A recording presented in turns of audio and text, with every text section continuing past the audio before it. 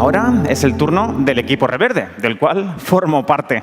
Mi compañero Pablo Vidal y yo somos técnicos en dietética y nutrición y los directores del Centro de Nutrición y Salud Reverde, ubicado en la provincia de Alicante, aunque también atendemos a nuestros clientes por videoconferencia. Un centro que, como os decía, está especializado en el tratamiento de enfermedades a través de una correcta alimentación y el cual cuenta con un gran equipo de dietistas nutricionistas titulados. Y además, también ofrecemos cursos de cocina práctica, de cocina saludable, por supuesto, saludable y consciente.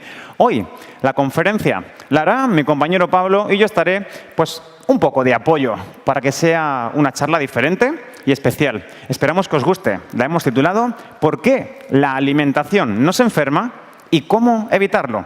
Como yo estoy aquí, Pablo Vidal. Muchas gracias, Daniel. Por aquí, donde tú quieras estar. Muy buenas tardes a todos y muchas gracias por venir a nuestra conferencia, que esperamos que esté a la altura de lo que estáis esperando y que de verdad os ilusione y os impacte y os guste y empecéis a cuidaros más todavía. Y además, le voy a ceder el mando, el poder. Ahí lo tienes para ti. Muchas gracias, Daniel. Y lo dicho, ¿por qué la alimentación nos enferma y cómo evitarlo? Cuéntanos en primer lugar, por favor, Pablo, ¿por qué hay unas personas que están enfermas y otras que no lo están? Es decir, que están sanas. Bueno, porque en realidad todos estamos sanos hasta que dejamos de estarlo. Imagino que casos de esos conoceréis muchísimos. Bueno, a esta persona le ha pasado cualquier problema de salud y realmente si él no tenía nada, si estaba muy bien, si no tenía ningún problema, ¿cómo de la noche a la mañana tiene una enfermedad tan grave? O incluso aparece la muerte. Bueno, pues realmente nuestro cuerpo tiene la extraordinaria capacidad de permanecer en un estado de salud continuo hasta que ese equilibrio se rompe. Si el equilibrio se rompe, aparece la enfermedad. Bueno, y entonces, ¿qué es la enfermedad o cuáles son los síntomas que debemos ver para determinar que eso es estar enfermo? Bueno, estos dos sustantivos que utilizamos normalmente para referirnos a la enfermedad, tanto a la enfermedad en sí como los síntomas, normalmente los entendemos como equivalentes, como similares, como iguales, y realmente no tienen nada que ver. Entendemos que cuando una persona tiene fiebre, esa persona está enferma. Cuando una persona vomita, está enferma. Cuando una persona tiene diarrea, está enferma. Pero en realidad esos síntomas no tienen nada que ver con la enfermedad. Y de hecho, para que os hagáis una idea, algo que resultaría más lógico es, cuando una persona hace deporte, su corazón empieza a latir mucho más fuertemente. ¿Eso también es un síntoma de enfermedad? No, es un acondicionamiento del cuerpo. Un acondicionamiento del cuerpo para darle lo que necesita en cada momento.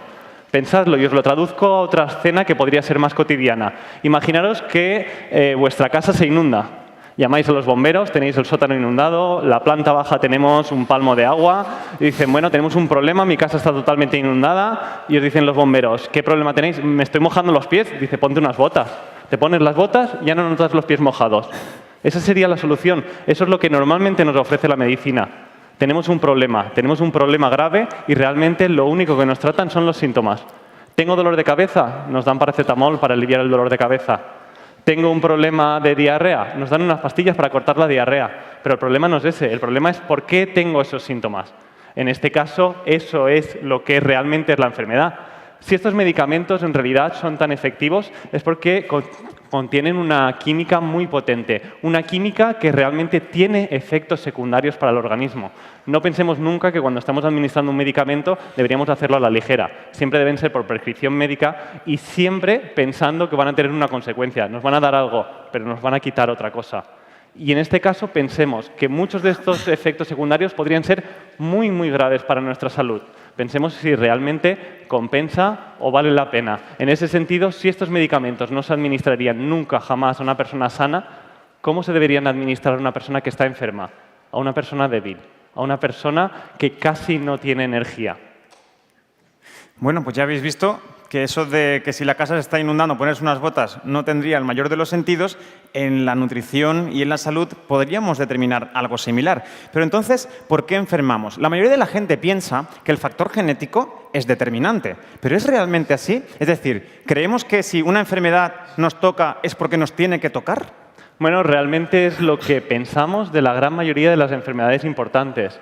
El cáncer, nos cuentan, por ejemplo, es una enfermedad importante en la que interviene la genética. Sí, pero realmente, ¿por qué aparece en un momento puntual de nuestras vidas? Si fuera una enfermedad genética, deberíamos nacer con ello. No deberíamos sobrevivir, igual que ocurre con otras enfermedades genéticas. Es cierto que la enfermedad, la genética, tiene una parte fundamental, y es que tengamos una cierta predisposición a sufrir una enfermedad. No es una sentencia. Que realmente tengamos esa condición para poder enfermar de esa patología no significa que lo vayamos a hacer. En ese sentido, se han hecho muchísimos estudios en este sentido. Por ejemplo, estudiar enfermedades que son propias de una raza, como por ejemplo podían haber estudiado a los asiáticos, y vuelven a estudiar a esta misma raza cuando se introduce en el seno de otra población totalmente distinta, como podría ser Estados Unidos. Pues esta gente pasa de tener las enfermedades típicas que se dan en Asia a tener las enfermedades propias de los norteamericanos. ¿Por qué ocurre esto? Si la genética no ha variado, sigue siendo la misma. Y estudios similares se han hecho con hermanos gemelos. ¿Por qué, si tienen exactamente la misma información genética, uno desarrolla una enfermedad y el otro no la desarrolla? Porque evidentemente uno de los factores principales es la cantidad de tóxicos que nos está rodeando y que provocan que el cuerpo pueda enfermar. Bueno, ya vemos entonces que la genética puede jugar un papel, pero yo siempre digo que no es tampoco tan determinante. Juegan otros factores, hay otros factores en común que hacen que podamos enfermar. Así que si no es la genética, ¿por qué enfermamos? Pues por mala suerte. Me imagino que lo habréis escuchado muchas veces. Me ha tocado. Es la genética, como estábamos viendo, o el mal tiempo. Eso hay mucha gente que me lo dice en la consulta. No, realmente este problema, por ejemplo, gástrico, lo tengo cuando cambia el tiempo, cuando cambiamos de estación. Bueno, realmente al final inventamos cientos de excusas distintas para que la salud dependa de todo menos de nosotros mismos. Siempre estamos buscando excusas. Ahí el motivo no lo sé. No sé si realmente queremos pensar que nuestra propia salud debe estar en manos de otras personas, de otras circunstancias, para no hacernos cargos de ella, porque en realidad cuando nos damos cuenta que la salud depende de lo que hacemos, es cuando empezamos a darnos cuenta de que debemos hacer algo para conservarla. Debemos trabajar en ello y, por lo tanto, si no tenemos una buena actitud para mantener nuestra salud, acabaremos enfermando. Así que, digamos que el terreno podría ser importante, un terreno sucio, un terreno limpio. ¿Cómo lo determinaríamos? ¿Por qué? No sé, cuéntanos un poquito al respecto. Bueno, en este caso hay muchas investigaciones realizadas, incluso algunos premios Nobel de medicina han sugerido que la enfermedad no viene condicionado por estos factores realmente como los que estábamos viendo, sino que dependen de nuestro estado interno. Incluso algunos de ellos apuntaban a decir que el virus no es nada, el terreno lo es todo. Porque en realidad el cómo se encuentre en nuestro cuerpo será el determinante de que aparezcan esas enfermedades. Pensad que la mayoría de ellas van a ser oportunistas y aparecerán en nuestro cuerpo cuando estamos débiles, cuando estamos peor. Y si no, fijaros, con un simple resfriado, normalmente siempre nos llegan en el peor momento, en una situación de estrés, en una situación en la que realmente no nos encontramos bien por cualquier motivo, ya sea afectivo, ya sea a nivel nutricional, porque últimamente no me he cuidado mucho, y en esos momentos llega y se instala la enfermedad. ¿Por qué? Porque es cuando nos hemos despreocupado de cuidar nuestro estado. Bueno, así que ya sabéis, no solo hay que cuidar la alimentación, sino que también tenemos que cuidar todo lo demás. Las emociones, el estrés pueden influir también en nuestra salud, como también ya han indicado otros de los ponentes que pasan por este congreso. Así que, ¿cómo nos enfermamos? Bueno, pues en realidad, para que entendáis cómo sucede el proceso de enfermarnos, en realidad pensad en cómo funciona una pecera. Y os pongo el ejemplo de la pecera porque realmente nosotros funcionamos muy parecido a ella. Pensad que hasta un 70% de nuestro cuerpo es o debería ser agua. Pensad en el caso de una pecera. Estos peces que vemos nadando y viviendo en esa pecera son nuestras células. Todas las células de nuestro cuerpo se ven inmersas dentro de ese líquido que contenemos. Bueno, pues en realidad pensad, imaginad que empezamos a dar de comer a esos peces y es lo que hacemos cada día. Les damos de comer, los peces comen, los peces están felices, los peces están bien, pero ¿qué ocurre si empezamos a echar comida de más? Veremos que esa comida de más los peces no se la van a comer, se quedará en el agua y ese agua empezará a estropearse en cierta medida. Bueno, pues veremos que si no pasa nada, muy rápidamente el agua se ensuciaría y enfermaríamos, igual que enfermarían estos peces. Bueno, para ello disponemos de ciertos filtros. unos filtros que van a acondicionar el agua de la pecera para aportarle oxígeno, para quitar impurezas y con eso conseguimos mantener ese estado de equilibrio natural para que los peces puedan vivir en ese agua. Pero en ese caso pensamos que podríamos estar salvados. Como decimos, tenemos un mecanismo realmente potente para mantener la salud. Pero ¿qué pasa si ya no echamos un poco más de comida, sino que echamos mucha más cantidad de comida? Que al final no solo saturaremos la capacidad de comer de los peces, sino también el de eliminación de residuos de esos filtros. ¿Y qué pasará? Pues que en realidad el agua comenzará a ensuciarse. Bueno, pues ya hemos visto entonces, en base a todos estos datos, cómo nuestra pecera interna, por llamarle de algún modo, puede llegar a ensuciarse. Pero ¿y cómo se acumulan entonces todas esas sustancias tóxicas en nuestro organismo? Bueno, pues en realidad hemos visto cómo sucede en la pecera. Para entender cómo sucede en nuestro cuerpo, hay 3 vías principales a través de la cual nosotros empezamos a intoxicarnos. Evidentemente, una y la básica y principal es a través del día a día, de nuestra actividad diaria. Realmente cuando estamos respirando, estamos inhalando oxígeno, porque el oxígeno es básico para la producción de energía en nuestro cuerpo.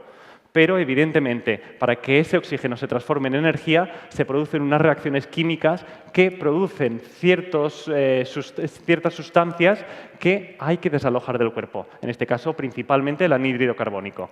Eso se conducirá a través de la sangre a nuestros pulmones y a través de la respiración iremos emitiendo ese anhídrido carbónico, ese dióxido de carbono, para que nuestro cuerpo permanezca en ese equilibrio que os comentaba. Bueno, pues también lo hacemos con las digestiones. Aprovechamos todo lo que podemos de los alimentos y el resto lo evacuamos. En cualquier actividad física cotidiana estamos generando residuos y nuestro cuerpo es capaz de mantener ese equilibrio.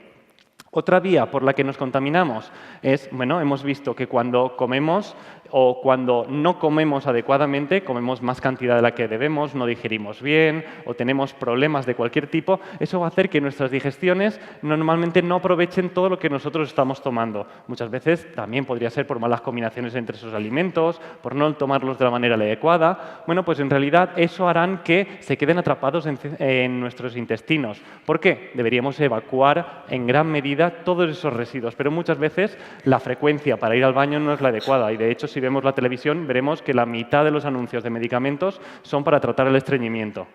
Bueno, pues eso que conduce a que todas esas toxinas, todo ese alimento que no hemos podido aprovechar se quede atrapado dentro de nuestro cuerpo, generando un gran campo de toxicidad, generando un campo perfecto para el desarrollo de bacterias que podrían dañarnos. O sea que a través de eso también nos estamos intoxicando. Y la tercera vía de intoxicación es a través de todo lo que estamos en contactos. Bueno, a través de los alimentos, de todos los aditivos químicos que contienen. Una vía de intoxicación importante. A través de todo lo que nos ponemos sobre la piel. Ya puede ser maquillaje, pueden ser cremas, pueden ser desodorantes, pueden ser cualquier sustancia que contenga químicos. También absorbemos una cierta parte. A través de la ropa que usamos, los tintes, los detergentes que utilizamos, las radiaciones a las que nos vemos expuestos continuamente, el wifi, los teléfonos, hay muchas cosas que se nos escapan y no podemos controlar, pero prestemos atención a las que sí podemos. ¿Vale? Pues tenéis más o menos claras cómo llegan esas toxinas a nuestro cuerpo.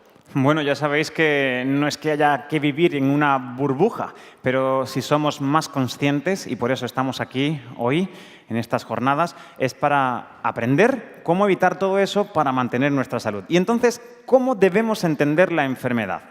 Bueno, como os decía antes, normalmente siempre entendemos la enfermedad porque son esos síntomas que aparecen en nuestro cuerpo. Pero en realidad, esos síntomas que aparecen en nuestro cuerpo no es ni más ni menos que la salud abriéndose camino.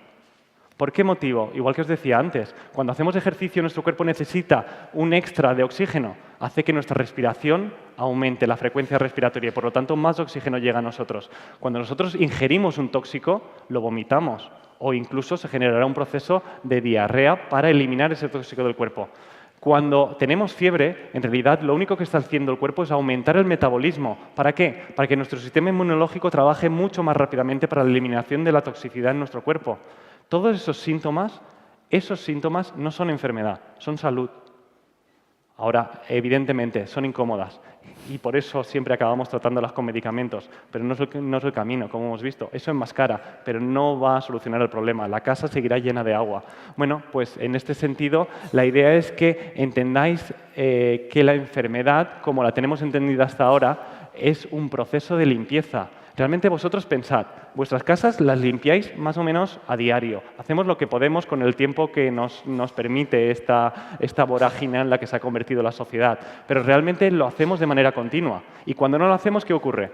Que llega el fin de semana, cuando tenemos un poquito más de tiempo, y nos toca dedicarnos una mañana entera para limpiar la casa. Pues eso es lo que ocurre con nuestro cuerpo. Realmente cuando no limpiamos a diario toda la cantidad de toxinas que tenemos, se van acumulando. ¿Y qué hace? Un día de jornada intensiva. Esas son las crisis depurativas. Cuando tenemos una gripe, lo que está intentando el cuerpo es eliminar una gran cantidad de toxicidad. ¿Cómo? A través de la mucosidad, a través de la fiebre que produce un aumento del metabolismo, como estábamos viendo, a través del dolor de cabeza. El dolor de cabeza es positivo en cierto aspecto. ¿Por qué? Porque nos inducirá a no hacer absolutamente nada, a quedarnos en casa y quedarnos reposando. Eso es lo que nos está indicando el dolor de cabeza, que necesitamos descansar. Por lo tanto, todos esos síntomas van a conducir a nuestro cuerpo a que acabe sanándose. Si no lo hacemos, si le ponemos parches, como estábamos viendo, eso producirá una enfermedad crónica. Realmente, yo empiezo a tener un poco de dolor de rodilla. Bueno, para no tener dolor, me tomo un medicamento. Ya no tengo dolor de rodilla. Pero si hago eso de manera continua, al final ese pequeño problema que tenía en la rodilla se va a convertir en un problema realmente grave. Y al final no podré mover la rodilla. Pero la solución la teníamos antes, no cuando ya se ha estropeado de verdad. Por lo tanto, entendamos cómo que ese es el camino para poder curarnos. Bueno, pues ya veis entonces qué es lo que ocurre cuando los tóxicos, las toxinas, los síntomas, todo se acumula en exceso. Tenemos esa crisis depurativa y nos tambalea nuestra vida. Así que esa pecera que os enseñábamos antes, que estaba limpia o que podía estar sucia, podría acabar en algo más drástico, ¿verdad? Como esto. Como os decía, realmente si no cuidamos de que esas toxinas sean eliminadas a diaria, realmente aparece la enfermedad crónica. Pero después nuestro cuerpo se va a ver saturado, no va a poder hacer frente. ¿Por qué? Porque combatimos la toxicidad con más toxicidad y al final no generaremos una enfermedad crónica, generaremos una enfermedad degenerativa y poco a poco veremos cómo nos vamos consumiendo y al final acaba apareciendo esto, la muerte. Muchas veces el proceso es tan rápido y tan fugaz que aparece una crisis tan aguda que el cuerpo no la puede superar. Por lo tanto, tenemos que tener en cuenta que si no queremos acabar así, tenemos que encargarnos de eso día a día. Bueno, la importancia del día a día, no lo olviden, creo que es un dato más que importante. Y entonces, ¿qué tenemos que hacer para recuperar nuestra salud si ya se nos han acumulado demasiadas toxinas y están empezando a tener achaques? Bueno, pues realmente no hay que hacer nada, absolutamente nada. Qué sencillo, ¿no? Realmente diréis, después de todo lo que nos habéis contado, para estar saludables no tenemos que hacer nada, ¿no? Como os he dicho, el cuerpo tiene una extraordinaria capacidad de mantener nuestra salud. Para eso, nuestro cuerpo se ha concebido de esa manera. Estaremos sanos siempre y cuando no se lo pongamos excesivamente difícil. Y con nada me refiero a que no hay que hacer nada para que nuestro cuerpo se cure, pero tampoco tenemos que insistir continuamente en que enferme. Y es a lo que lo estamos llevando, a esa crisis en la que realmente aparece la enfermedad. Por lo tanto, si os fijáis, cuando en una planta se rompe una hoja, la planta generará nuevas hojas para poder sintetizar esa luz solar y obtener energía. Cuando a nosotros se nos produce una herida, un corte en una mano, ¿qué hacéis vosotros para que cicatrice? No hacéis nada.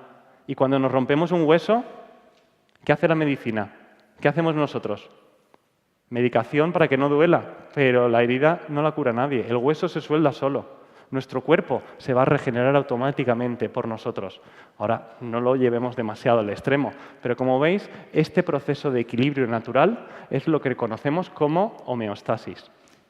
Homeostasis, quizás. Esa palabra es nueva para muchos de vosotros. No nos dejes así. Cuéntanos un poco qué es la homeostasis. Bueno, pues en realidad no es ni más ni menos que eso. La homeostasis es el equilibrio natural que realiza el cuerpo a través de, principalmente, nuestro sistema endocrino, que regulará a nivel hormonal todo nuestro cuerpo, y eso hará que todo esté en perfecto equilibrio. Siempre que se produzca la cantidad adecuada de hormonas, en el momento adecuado y en la cantidad ajustada. Para eso necesitamos un gran material, una gran cantidad de nutrientes de mucha calidad, con un aporte continuo y continuado. Exactamente, ¿qué misión tienen toda esa carga de nutrientes? Porque muchos los podríamos equiparar, por ejemplo, como si fuesen materiales de construcción, por ejemplo. Bueno, pues en realidad más o menos sí. Pensad que nuestra salud se construye de la misma manera en que se mantiene y se revierte la enfermedad, a través de, como pone aquí, de la alimentación sana, del agua de calidad, del aire puro, del sol, del ejercicio, el reposo, el equilibrio mental, y emocional. En ese sentido, pensad que esos materiales son los que nos van a permitir que nuestro cuerpo siga con una estructura realmente estable, de buena calidad. Nosotros tendemos a pensar que nuestro cuerpo es un organismo que alcanza una madurez y después de ahí va en deterioro. Y en realidad es así, pero no es tan simple. Nuestro cuerpo se renueva continuamente. Pensad que nuestro cuerpo es como una casa. Cuando la estamos construyendo, cuando acabamos de nacer y somos unos recién nacidos, realmente utilizamos una gran cantidad de materia prima para construirla. Pero vosotros pensad que cuando la casa se inaugura, cuando ya está acabada, con mucha ilusión, realmente ya no hay que hacer nada más en ella. No hemos visto que había que limpiar, pero no solo eso. Evidentemente, de vez en cuando se nos producirá una gotera que hay que reparar. La fachada se ensuciará y habrá que limpiarla. De vez en cuando habrá que renovar, por ejemplo, el cuarto de baño, la cocina, que son las cosas que más se renuevan. Por lo tanto, para todo eso necesitamos materiales de construcción nuevos. Nuestro cuerpo no es estable. Más o menos se ha podido observar que, de media, tenemos un cuerpo totalmente renovado cada 7 años. Cada 7 años, todas las células de nuestro cuerpo han cambiado. Evidentemente, cada uno a su ritmo. Los que más rápidamente se renuevan son las células que forman la mucosa interior del estómago. Cada 3 días tenemos una mucosa totalmente renovada. ¿Por qué? Porque tiene un desgaste mayor. Nuestra piel, cada 2 semanas, tenemos una epidermis nueva. Los glóbulos rojos de la sangre, cada 120 días se renuevan. Las células del hígado, las células hepáticas, cada 300 días. Y si vemos la evolución, el que más tardará en renovarse son los huesos. Por eso, cualquier enfermedad de los huesos tardaremos mucho más tiempo en poder solventarla o solucionarla. Ahí tenemos una media de 10 años en renovar nuestros tejidos óseos. Pero incluso, ¿veis?, que se siguen renovando a pesar de la edad. Por lo tanto, entendemos que necesitaremos unos materiales de construcción, como decía Daniel, de muy buena calidad. ¿Por qué? Porque si lo que compramos son saldos, no vamos a poder construir unos buenos cimientos y una buena casa. Realmente tenemos que apostar siempre por alimentarnos de una manera realmente saludable. Bueno, pero como también sabemos y estamos compartiendo con todos vosotros, la alimentación es ese pilar importante, ese material de construcción que forma nuestra parte física, pero nuestra parte emocional, la respiración es otro alimento, el buen descanso, darle a nuestro cuerpo ese tiempo que necesita. En fin, todos esos factores que en compendio y en conjunto hacen que permanezcamos en salud. Así que imagino, como bien estás diciendo, que si nuestra carne, nuestra piel, nuestras células realmente están hechas de algo físico, la alimentación tiene un peso importante a la hora de prevenir o padecer enfermedades. Bueno, pues realmente sí, y ahí mucha gente, como os decía, pensamos que la genética o que otros factores pueden tener mucha importancia, pero incluso en una enfermedad tan grave como el cáncer se ha estimado que podríamos evitar la gran mayoría de ellos. Bueno, ahí diversos autores van a opinar un poco distinto, pero estaríamos hablando entre el 60, el 70 y casi hasta el 80% de los cánceres podríamos prevenirlos con una buena alimentación, con unos productos de calidad.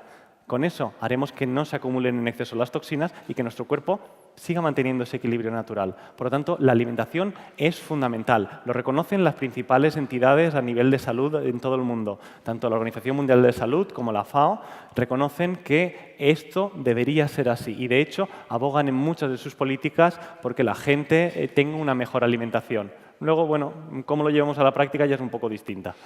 Bueno, pues entonces, llegados a este punto, os estaréis preguntando cuáles son esos materiales de construcción, aquellos alimentos que nos aportan de verdad buenos materiales para mantenernos en salud y cuáles serán aquellos que pueden deteriorarla o mermarla para que aparezcan o que el cuerpo se intoxique y que aparezca una posible enfermedad. Háblanos de esto. Bueno, pues en realidad me gustaría hablar primero de aquellos alimentos que nos van a aportar mayor cantidad de toxicidad. En este sentido, os muestro esta primera diapositiva. Proteínas, ¿no? Todo el mundo cuando ve esto dice proteínas, ¿no? ¿Realmente son tan malas como dicen? ¿O la proteína de origen animal porque hay mucha controversia al respecto. Hay muchos estudios científicos a favor, pero también los hay en contra. Entonces, al final uno no sabe qué decidir y yo siempre digo que ni siquiera nos hagáis caso a nosotros, ni a los otros ponentes. Experimenten, estudien, pruébenlo en sí mismos y vean qué ocurre en sus propios cuerpos y cómo se sienten. Pero cuéntanos un poco, ¿qué dicen sobre las proteínas? Bueno, pues en realidad las proteínas, estamos ahí, creo que todos los nutricionistas de acuerdo, en que las proteínas son absolutamente necesarias. Nadie pone en duda esto. El problema es la cantidad en la que las estamos consumiendo hoy en día.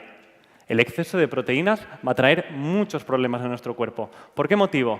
Porque en su digestión todas las proteínas, provengan de origen animal o vegetal, aunque las de vegetal tendrán algo menos de problema, si nos excedemos en la cantidad de proteínas, estos generarán una gran cantidad de residuos ácidos en nuestro cuerpo. Residuos ácidos como principalmente se conocen el ácido úrico, sería uno de ellos, la urea, pero también otros ácidos como por ejemplo el amoníaco. Todo eso se genera dentro de nuestro cuerpo y corre por nuestras venas.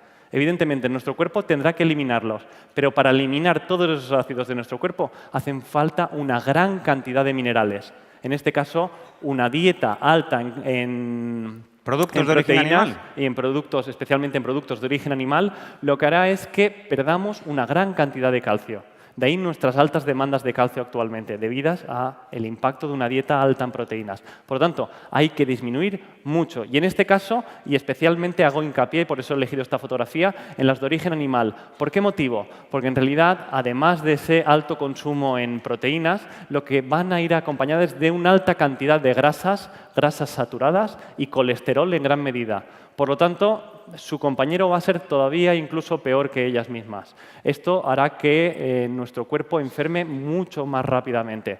Así que, si queréis hacer algo por vuestra alimentación, la reducción o eliminación de las proteínas de origen animal sería un buen paso para hacerlo. Bueno, pues ya lo sabéis. Por lo menos habría que entender que estamos comiendo entre 3 y 5 veces más proteína de la debida. Habría que reducirla drásticamente y, si es posible, eliminarla, llevando unos buenos hábitos saludables con productos de nuestra tierra, como son las legumbres, que también nos aportan gran calidad de proteínas, pues sería algo favorable para nuestra salud. ¿Qué opinamos ahora de otro también no menos controvertido producto de la alimentación diaria de muchas personas, que son los lácteos? Bueno, realmente sobre los lácteos no me voy a extender mucho porque esto daría para una conferencia entera, pero simplemente me gustaría dejaros una pequeña semillita. La idea que tenemos todos sobre el tema de los lácteos es que en realidad son absolutamente necesarios para tener una buena nutrición. ¿Por qué? Por el calcio. Son los alimentos más concentrados en calcio que existen y eso tampoco lo discute nadie. Otra cosa es si es necesario esa gran cantidad de calcio y si podemos hacer otras cosas para tener la suficiente cantidad de calcio. Y os digo que una dieta bien planificada en un país como el nuestro no necesita del aporte de lácteos para conseguir las cantidades recomendadas de calcio en una nutrición. Por lo tanto, como menos, deberían ser alimentos opcionales. De ahí, en realidad, yo no soy muy partidario de recomendar lácteos en una alimentación saludable, pero como os decía, eso realmente da para mucho. Aún así, deciros que incluso las instituciones más importantes, a nivel de universidades en toda Europa, están discutiendo ya de manera importante el tema de los lácteos. Se ha visto que no previenen frente a la osteoporosis y la osteopenia, porque de hecho los países más consumidores de lácteos son los que peor salud tienen en los huesos.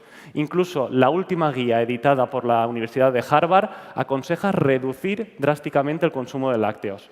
Bueno, simplemente os doy esos datos. La idea es que captéis algunas ideas y que sigáis informándoos. Bueno, y que si alguien quiere tomar lácteos, los que nosotros solemos recomendar para aquellas personas que lo quieren mantener serían que fuesen de cabra u oveja y fermentados, tipo kefir o yogur. Sería la mejor opción. Bueno, la mejor opción sería eliminarlos. Pensad en ese sentido también, como decía Daniel, y se ha dejado los quesos fuera, porque pensad que cuando elaboramos un queso, lo que estamos haciendo es concentrando los nutrientes, estamos eliminando el agua. Por lo tanto, ¿qué serán? Alimentos muchísimo más ricos en proteínas y muchísimo más ricos en grasas. De hecho, también son los más ricos en calcio, pero también los más ricos en colesterol de la dieta. Y luego nos sorprendemos de que nuestros niveles de colesterol vayan en ascenso. Pero sobre todo, sigan informándose. Y otro alimento también muy de moda es la soja, la famosa soja. ¿Qué pasa con la soja? Bueno, realmente con lo de la soja lo hemos querido poner también para que tengáis la idea de que pueden haber problemas también con productos de origen vegetal, como estábamos viendo. Bueno, en este caso realmente no vamos a hablar a favor ni en contra o muy en contra de la soja. La idea es que realmente nos han vendido este producto también como que es la panacea, que tiene propiedades milagrosas, como muchos otros productos, y en realidad os diré que tienen exactamente los mismos peligros que la carne que estábamos viendo antes, o las proteínas de origen animal. ¿Por qué? Porque es una legumbre y como todas las legumbres es difícil de digerir. Esto nos va a costar. La mayoría de los derivados que venden a partir de la soja, como la leche o el tofu, son alimentos muy poco cocinados. Es como comer unos garbanzos crudos. Eso va a hacer una digestión realmente difícil y complicada. Si de verdad tenéis un estómago a prueba de bombas, me parece perfecto, pero para todos aquellos que no tengáis una digestión muy buena, no es muy aconsejable tomarlos y menos de esa forma. ¿Qué problema ocurre de más con la soja y por el que realmente ponemos una pequeña alerta? Es que en realidad es un producto, como una legumbre, es bastante concentrado en nutrientes, en este caso en proteínas. Y deciros que tiene casi el doble que el resto de legumbres. Más del doble de media que los productos de origen animal también. Por lo tanto, si para aquellos que piensen, bueno, voy a llevar una dieta más basada en vegetales y sustituyo la proteína de origen animal por proteína de origen vegetal procedente de la soja, voy a incurrir en acidificar mucho más nuestro organismo, porque como os digo, contienen el doble de proteínas. Así que las podemos introducir en nuestra dieta, sí, pero de una manera responsable y equilibrada. Nosotros preferimos recomendar los fermentados, a partir de la soja, del tempeh, de cualquier producto, del miso, por ejemplo, del natto. ¿Por qué? Porque estos productos se utilizan en muy pequeña cantidad y los podemos incorporar y no pasa nada con ellos. Pero, eso sí, no vayamos a comer desde el desayuno a la cena todo el día a base de soja. Bueno, ya lo sabéis, a veces no somos conscientes de que queremos llevar una alimentación más saludable y parece ser que tomar leche de soja, comer yogur de soja, tomar soja texturizada, hamburguesas de soja y al final estamos como demasiada soja en nuestra vida con las consecuencias que eso también tiene para el planeta. Recordar lo que decían anteriormente, ¿no? Hay que tener una alimentación responsable. Primero, que sea saludable para el planeta. Si lo es, también seguro será para nosotros. Tenemos nuestras legumbres mediterráneas como los garbanzos que nos van a aportar una proteína de muy calidad y muy ricos. Otro alimento, el gluten. Se habla mucho hoy en día sobre el gluten, sobre que si es el hombre, el ser humano, alérgico al gluten, no debería tomar gluten, solamente deberían evitar el gluten las personas celíacas o intolerantes, porque parece ser que es una moda o realmente no lo es. ¿Cómo nos afecta el gluten? Bueno, realmente este tema también es un tema muy controvertido que quedaría también para mucho, pero la idea es que realmente las recomendaciones oficiales ahora mismo son que si no somos celíacos, no evitemos el gluten. ¿Por qué motivo? Realmente eso no está tan claro, ¿vale? Según algunos nutricionistas opinan que podríamos tener carencias de proteínas. Ya os digo yo que carencias de proteínas no vamos a tener por mucho que intentemos evitar el gluten. Ahora, en una sociedad como la española, ¿vamos a complicar la dieta? Mucho no, muchísimo. En un principio, tal como la tenemos establecida. Bueno, en este caso deciros que la investigación científica no está de todo de acuerdo con estas recomendaciones oficiales. Os diré que en realidad cuando se habla de celiaquía se habla de una reacción alérgica frente al gluten, pero se han detectado intolerancias no celíacas. Eso quiere decir que hay personas que tienen sensibilidad sin ser celíacas. El problema es que las pruebas diagnósticas para esto no son nada objetivas. Se depende principalmente de los síntomas que tiene cada persona. O sea, que es difícil de evaluar. En ese sentido, os diré que nosotros, en general, solemos recomendar una dieta libre de gluten, pero no llevada al extremo. Realmente no tenemos que ceñirnos, dándole prioridad simplemente a otras cosas en la dieta. Hay mucho realmente que hacer. Incluso, como se refería Patricia Restrepo, no es preciso que comamos pan en cada comida para tener una dieta saludable, ni mucho menos equilibrada en este sentido. La idea es que realmente hay mucho detrás de ello y que podría beneficiar a muchas personas el hecho de llevar una dieta libre de gluten. Pero para eso, simplemente podéis probar en casa. A pesar de que nos adviertan que esto deberíamos hacerlo bajo supervisión, realmente, como os digo, no tenéis por qué tener ningún problema. Evidentemente, si queréis ser bien asesorados, poneros en contacto con un nutricionista, pero realmente podéis probar, experimentar los cambios al eliminar el gluten y también al reintroducirlo. Es fácil de hacer y podréis evaluar los beneficios. Importante un nutricionista consciente, como todas las personas que están pasando por este escenario, porque también conocemos muchos casos que vienen a nuestra clínica que dicen es que he ido ya a 3 nutricionistas y me han dicho que eso es inviable. Bueno, aquí estamos, intactos y enteros. Esto es el gluten, pero como decíamos, no lo llevéis al extremo. ¿Podéis tomarlo puntualmente? Sí. Si queréis de verdad probar el beneficio de tomar o no gluten, tendríais que hacerlo durante 6 semanas de forma estricta. 6 semanas, es decir, 1 mes y medio. Si lo probáis así, veréis cómo sentís. Experimentad y saber escuchar vuestro propio cuerpo, ver cómo sentís. Y luego introduzcanlo de nuevo paulatinamente y vean las diferencias. Y aquí continuamos. Algunos investigadores realmente incluso basan todos sus estudios en que el gluten es la base de todos nuestros problemas de salud. ¿Vale? Pues ahí realmente hay trabajos de investigación también muy serios y os digo que probar tampoco cuesta nada para evaluar en nuestro propio cuerpo qué tal funcionan las cosas. ¿Qué son 6 semanas para toda una vida entera llena de salud? ¿Verdad? Pruébenlo, si gustan. Continuamos con el azúcar o los productos refinados. Realmente nuestro cuerpo los reconoce como si fuera algo totalmente tóxico o venenoso. ¿Qué pasa con esas cosas así que la gente piensa, no, azúcar, veneno?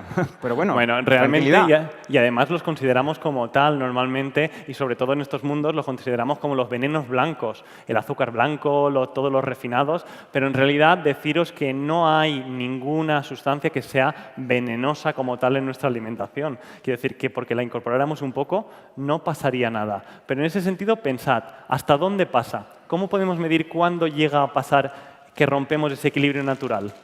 Bueno, pues realmente deberíamos pensar cuánto valoramos nuestra salud y en este caso todos los refinados van a generar desequilibrios en nuestro organismo y desequilibrios realmente importantes. Cuando introducimos un refinado, lo que hemos hecho es retirar toda la fibra de ese alimento.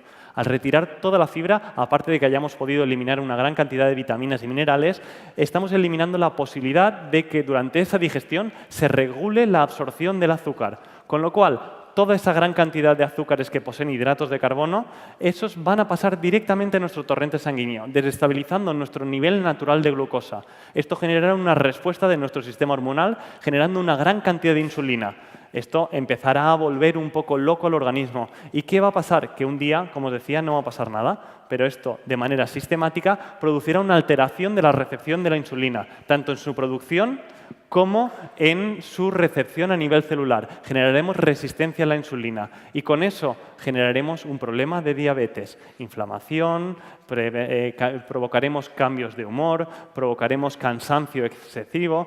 Creo que no es algo tan complicado. Así que introducid los alimentos integrales. Y hay mucha gente que incluso nos preguntan, ¿qué azúcar o qué endulzante es mejor para la alimentación? Ninguno. Si queréis dulce, la fruta. ¿Vale? Bueno, sí que nos lo he puesto fácil, ¿eh? Si queréis algo dulce, una buena manzana o cualquier fruta, siempre de temporada y local. Cuanto más cercanas, mejor. Y también tenemos otro macronutriente importante, las grasas. Todo el mundo les teme. Y no, es que no quiero engordar. ¿Son tan malas las grasas?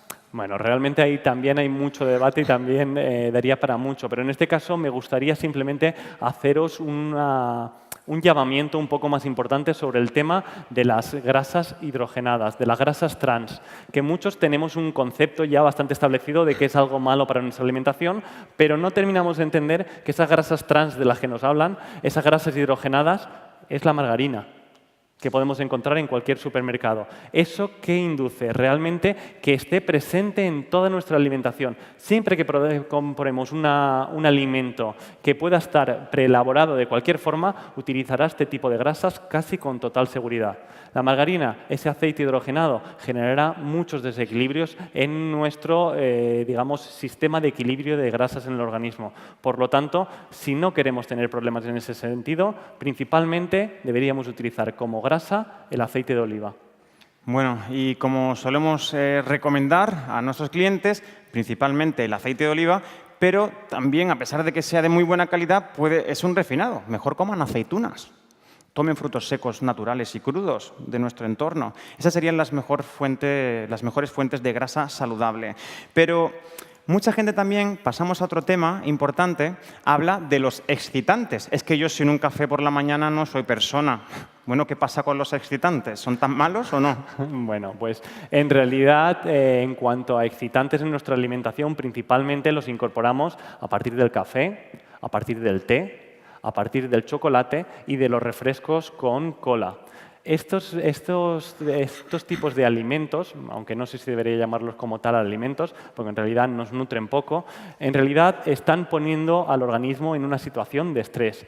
Pensad que todos estos excitantes naturales se conoce el efecto excitante simplemente como lo que os decía antes, esos síntomas que el cuerpo está haciendo para eliminar esos tóxicos que aparecen en el organismo. Nuestro corazón empezará a latir con más potencia para recircular antes ese tóxico en sangre y poder conducirlo hasta el hígado. Allí el hígado tendrá que trabajar de más para poder eliminarlo. Por lo tanto, eso que entendemos como algo positivo, en realidad es un trabajo de más para nuestro cuerpo. Cuanto más las podamos evitar, mejor. Eso sí, nos podrán hablar de las propiedades del café. Tiene muchos antioxidantes. El té, bueno, hay infinitos estudios hablándonos de las cosas buenas que tiene el té.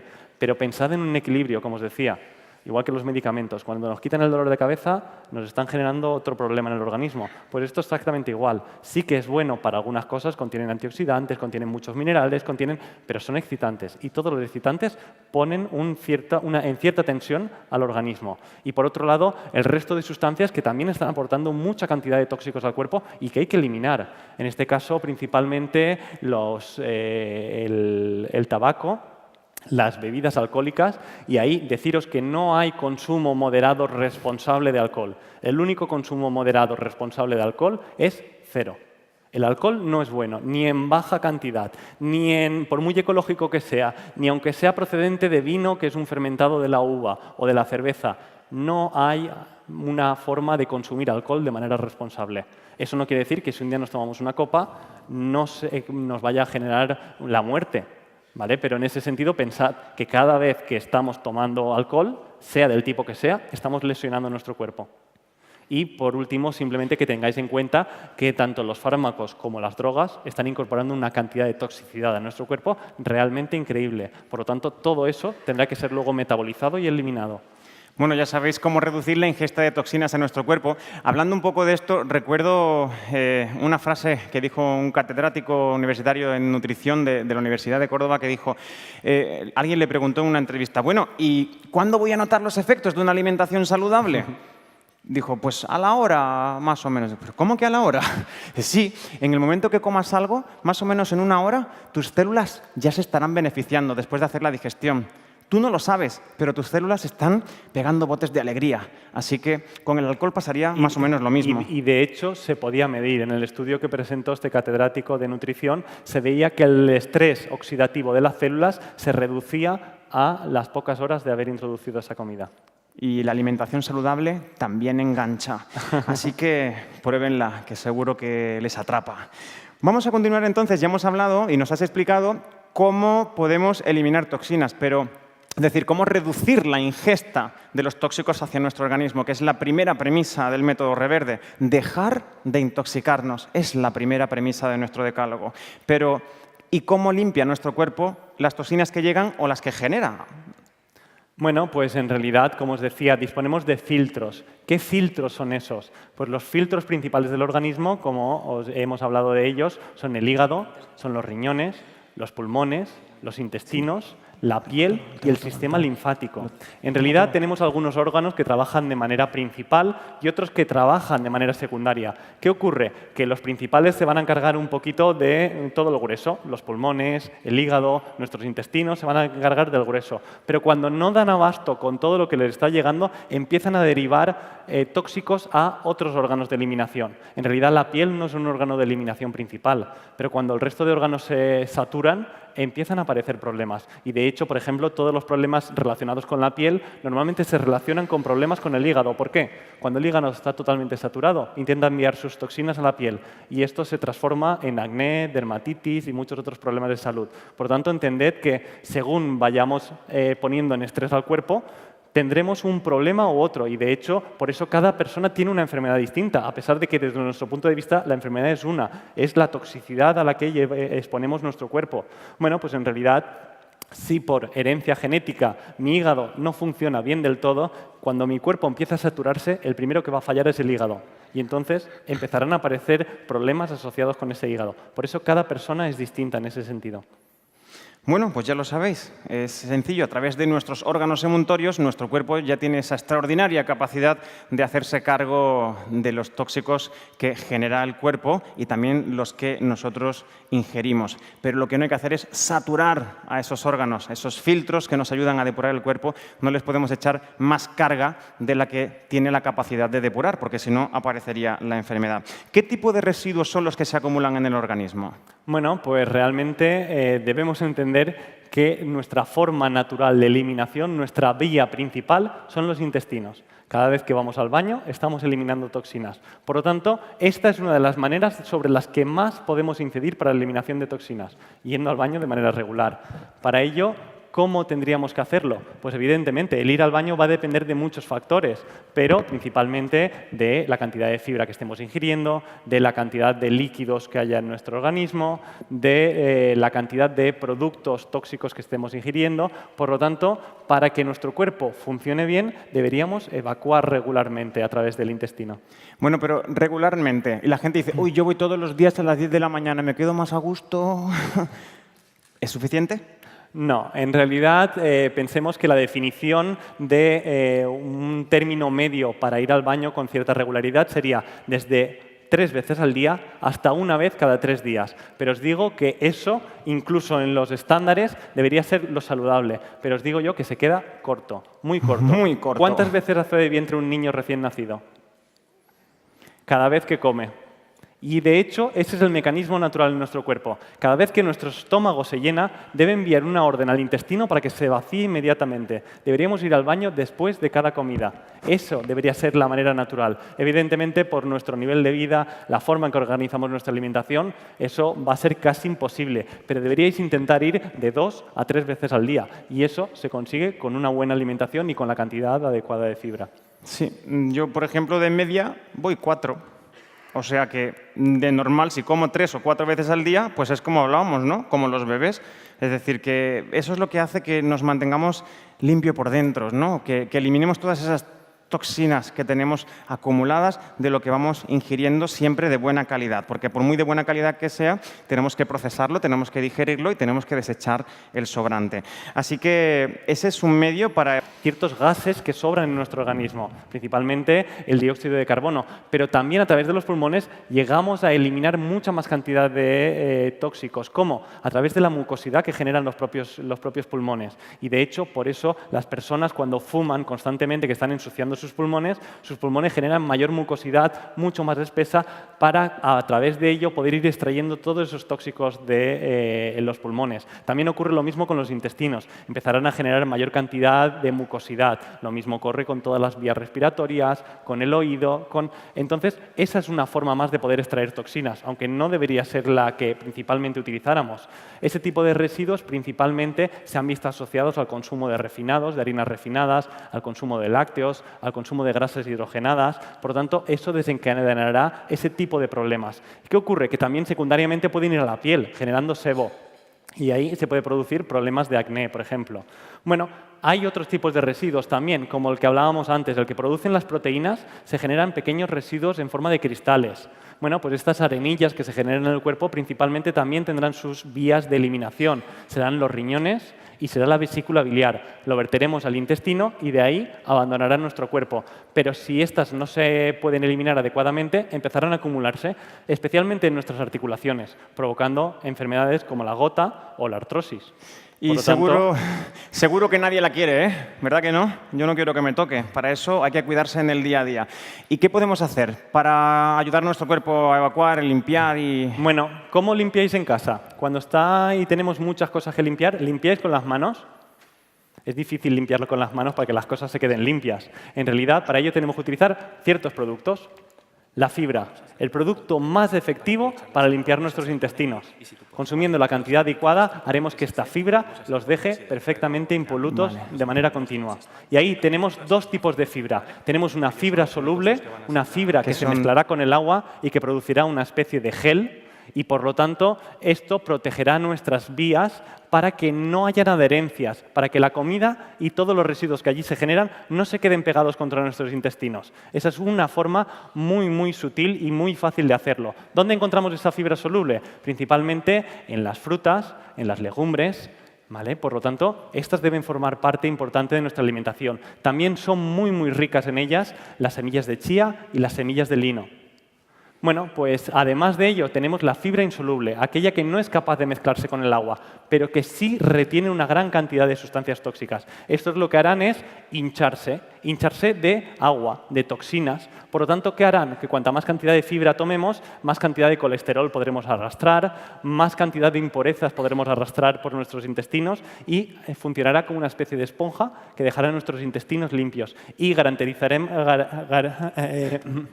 estaremos seguros de que a través de nuestros intestinos no lleguen nuevos tóxicos a nuestra sangre. ¿Vale? Por lo tanto, son vías. ¿Dónde encontramos esta fibra insoluble? Principalmente, en este caso, en la piel de las frutas, pero también en los cereales integrales y en los frutos secos. Así que, bueno, son formas de ir incorporando grandes cantidades de fibra.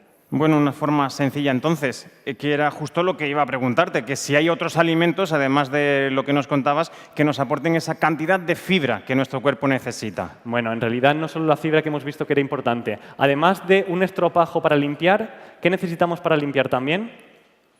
Agua. ¿Vale? Pues lo más importante que podemos hacer es tomar grandes cantidades de agua. Pero todos habréis pensado en el agua transparente que vemos en los vasos, en las botellas, en el grifo, en nuestras máquinas de última tecnología que extraen el agua de la mejor calidad.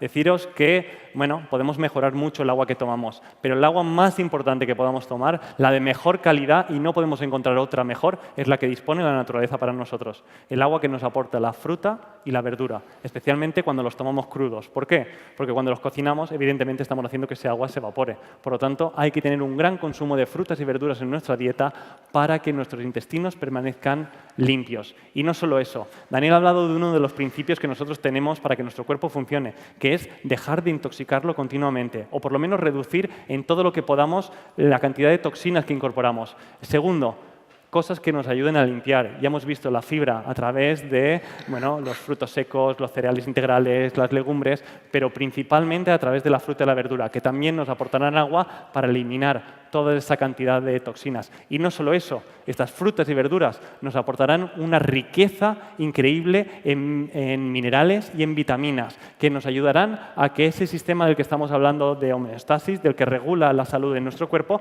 se ajuste perfectamente y no tengamos ninguna carencia desde ese punto de vista. Por lo tanto, si queréis una buena recomendación, es fijarnos en lo que debemos incrementar en nuestra dieta: la fibra, la fruta y la verdura. Pues ya lo sabéis, si queréis mantener la salud, ese título que poníamos a la conferencia, ¿por qué la alimentación nos enferma y cómo evitarlo?, tendríamos que hacer una reducción drástica de los productos de origen animal, de las proteínas, incrementar el agua, la fibra, el descanso, y así podríamos mantener la salud. Ahora solo nos queda deciros a todos que voy a hacer un pequeño selfie porque quiero tuitearlo en las redes sociales. Vamos a hacer una foto y hoy, para todos vosotros, desde Reverde, Daniel Blanco y Pablo Vidal. Muchísimas gracias.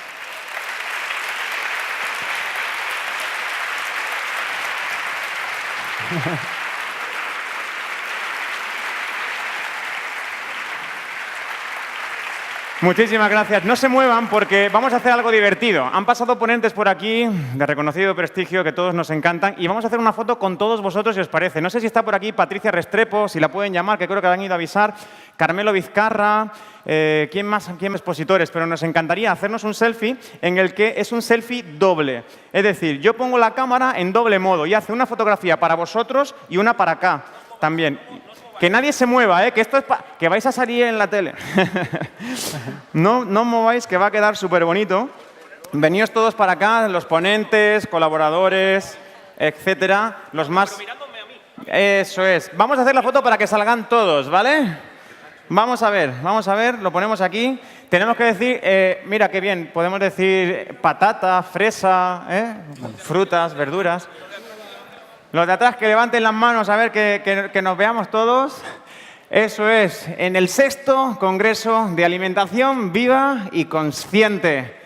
Ahí estamos, qué maravilla. Un recuerdo que quedará perpetuo en las redes sociales. Recuerden, hashtag 6C alimentación o CAVC, ¿de acuerdo? A ver, que nos vemos a todos. Ahí estamos, hacemos una foto así. Hemos hecho patata, manzana, zanahoria, uvas, todo eso es lo que hay que comer. Un poco de lino. Recuerden no tomar refinados, aprovechamos todo. Eso sí, muchísimas gracias. Bueno, nos ha faltado una cosa, no se muevan, no se muevan. Me ha faltado decir algo importante. Mi compañero y yo acabamos de terminar y, como bien os decíamos, somos los directores del Centro de Nutrición y Salud Reverde. Cualquier necesidad, cualquier pregunta que tengáis, hacednoslas llegar. Nuestras redes sociales, @gentereverde, porque no somos nosotros, somos todos. Por eso, en las redes sociales nos llamamos Gente Reverde. Fuera tenéis folletos y nuestra página web es reverde.es.